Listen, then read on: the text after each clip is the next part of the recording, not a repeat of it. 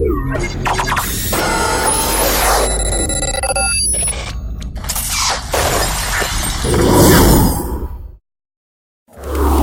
everyone and welcome to Cardinal Weekly, a presentation of the Cardinal Sports Network. I'm Benny Rogers, the Sports Information Officer at Trinity Valley Community College, and this is our weekly look at sports at TVCC. We're going to touch on football and volleyball in a minute, but today we have a special guest joining us. It's our softball coach here at Trinity Valley Community College, Ashley Johnson, whose squad is currently 3-4 in the fall season, coming off a 2-3 record this past weekend in the McNeese State University tournament. So let's turn to Ashley now and talk a little Lady Cardinal softball. Okay, Ashley, we mentioned your record at the McNeese State tournament this weekend. So talk about your team, what you saw from it, and where you think you are at this point. We went into the weekend knowing we had some tough competition.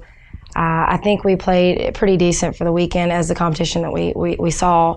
I think it shows my girls a lot from where we're not where we need to be for the spring.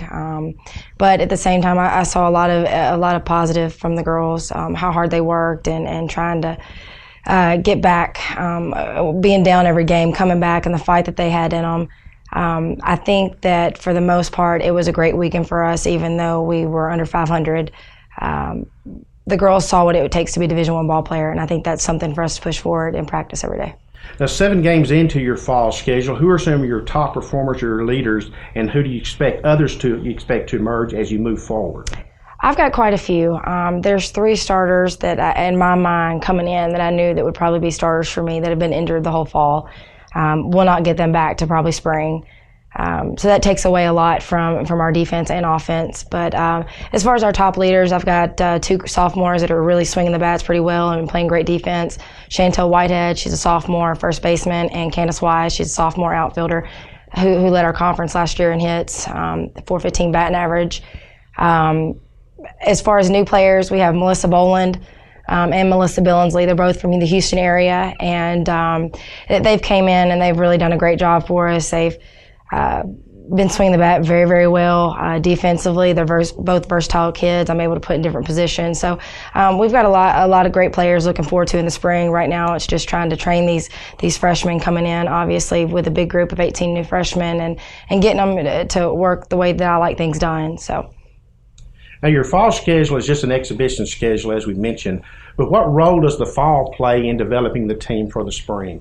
It plays in a big role. You know, I think after the weekend, some aggravation from me and having to sit back and say, hey, you know what, not too many sports get the opportunity to have a fall to correct things. And, you know, sometimes I have to slow it down for myself and realize that. And, you know, I think it's great that we have that fall season that we can really go look forward to in the spring. And we know our faults, and we just got to get better at them every day. I've got to the point where my practices have stopped being so long and working on 20 different things and really focusing on 3 things, and whether it be an hour and a half to 2 hours or 30 minutes.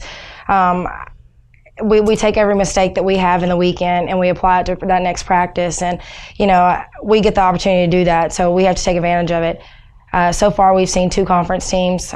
We'll see another one this weekend, but in all honesty, every team's going to get better through the fall, so we just know we have to beat our competitors every day.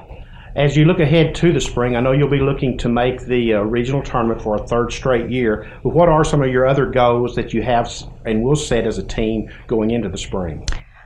I think it's important this year that we really focus on trying to take conference. If you're conference champs, you're automatically going to be in the tournament. I think in the past we've really looked on pushing to get to that tournament. I think that we were 2 games away last year from being conference champs and ended up finishing 3rd, but we had the tiebreaker over some of the schools, which would have worked in our advantage if we wouldn't have let 2 games go. But, you know, that's something to grow on and get stronger with, and I do believe that if these kids keep mind focused and stay set of knowing getting better every day is what we need to do. There's no reason we shouldn't be able to take conference champs this year. Well, Ashley, we want to thank you for stopping by and talking Lady Cardinal softball. I know we'll be talking more as we move into the spring season, and we wish you and the Lady Cardinals the rest of luck in your fall schedule. Great, thank you. That's Coach Ashley Johnson, our softball coach here at Trinity Valley Community College. Now turning our attention to Lady Cardinal volleyball. The Lady Cardinals dropped a 3-1 decision to Panola at Carthage this past Saturday afternoon to drop to 13-6 on the season and 1-2 in conference play. The Lady Cardinals were at home Wednesday night hosting Paris, and they'll be at home again Friday night taking on Blinn in a non-conference game, and that game begins at 6 p.m. And the next Wednesday they go to Corsicana to take on Navarra in a key conference contest, and that game starts at 6 p.m. Turning our attention to Cardinal football, the Cardinals dropped a 19-17 decision to Cisco on the road this past Saturday. Cisco scored on the last play of the game to win the game, dropping the Cardinals to 2-3 on the season and 0-2 in conference play. The Cardinals are home Saturday taking on the Navarro College Bulldogs at 7 p.m. They'll be at home also the next 2 Saturdays taking on NEO at 3 p.m. next Saturday. Then on homecoming weekend on Saturday, October 13th, they'll be taking on the Blinn College Buccaneers, and as I mentioned, that game's begin at 3 p.m. That's going to wrap it up for this week of Cardinal Weekly. We'll hope you'll join us again next week as we take a look at sports here at TVCC. Until then, I hope to see you at the games. This is Benny Rogers.